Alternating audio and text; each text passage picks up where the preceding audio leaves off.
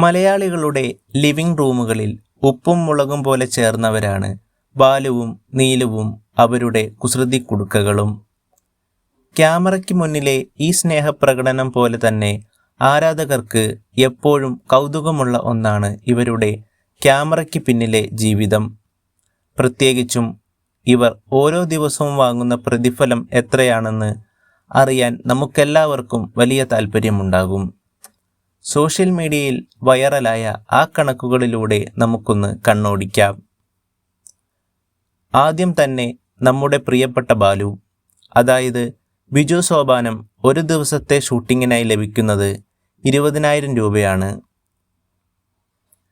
കുടുംബത്തിൻ്റെ വിളക്കായ നീലുവിനും ഒട്ടും കുറവല്ല. നിഷ സാരംഗിൻ്റെ പ്രതിഫലം ഒരു ദിവസത്തേക്ക് 20,000 രൂപയാണ്.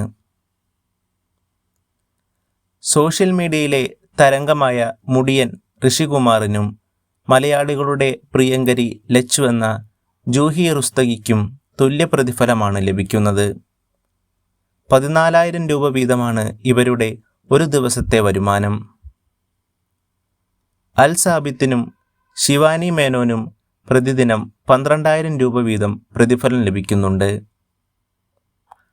തൻ്റെ കുസൃതികൾ കൊണ്ട് ആരാധകരെ കയ്യിലെടുത്ത അമയയ്ക്ക് 8,000 രൂപയാണ് ഒരു ദിവസത്തെ ഷൂട്ടിങ്ങിനായി ലഭിക്കുന്നത്.